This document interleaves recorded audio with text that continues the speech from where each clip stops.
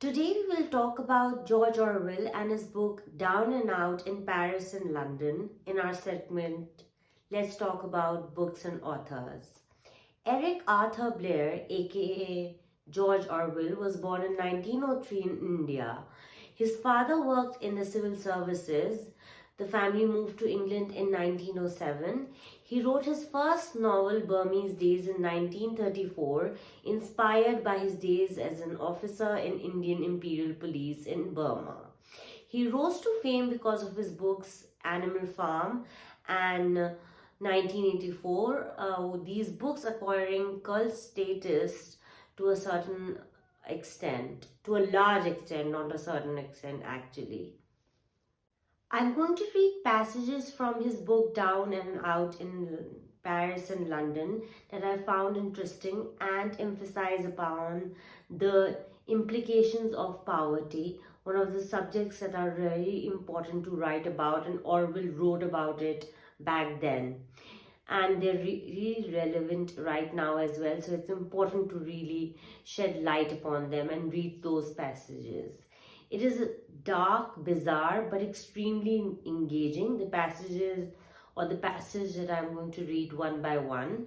The backdrop is that of what Orwell calls a Paris slum with all kinds of eccentricities, and we focus here on the eccentric people that he describes that are occupants of the hotel that he occupies as well. So I read. There were eccentric characters in the hotel. The Paris slums are a gathering place for eccentric people. People who have fallen into solitary, half-moved grooves of life and given up trying to be normal or decent.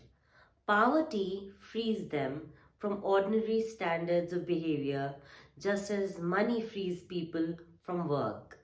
Some of the lodgers in our hotel lived lives that were curious beyond words. So he describes eccentric characters, and I read about one of them who was named Henry, who resided in the hotel. There was Henry, who worked in the sewers. He was a tall, melancholy man with curly hair, rather romantic looking in his long sewerman's boots. Henry's peculiarity was that he did not speak, except for the purposes of work, literally for days together.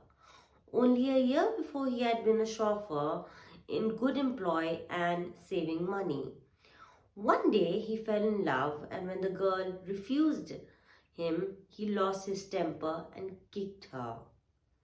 On being kicked, the girl fell desperately in love with Henry, and for a fortnight they lived together and spent 1,000 francs of Henry's money.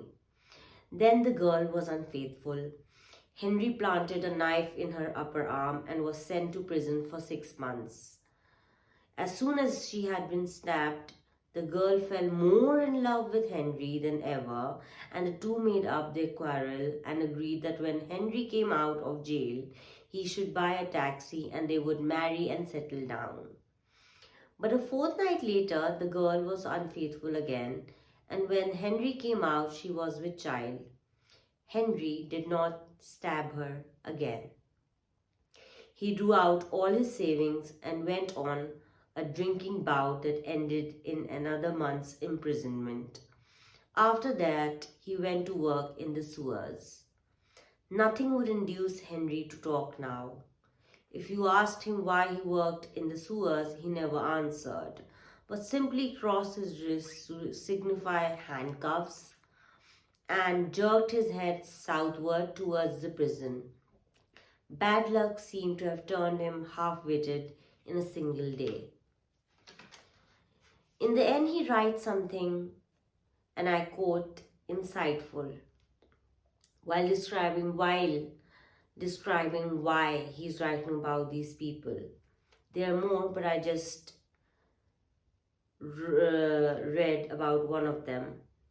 I'm writing to describe the people in our quarter not for the mere curiosity, but because they're all part of the story.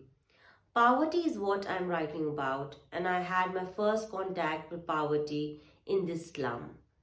The slum with its dirt and its queer lives was first an object lesson in poverty and then the background of my own experiences. It is for that reason that I try to give some idea of what life was like there. So, this was from the book George Orwell's excellent book Down and Out in Paris and London. This was a small excerpt from his book, and I hope you enjoyed it as much as I enjoyed it. And I think he conveyed what he was trying to convey through his writing very eloquently and in a very articulate way. Thank you.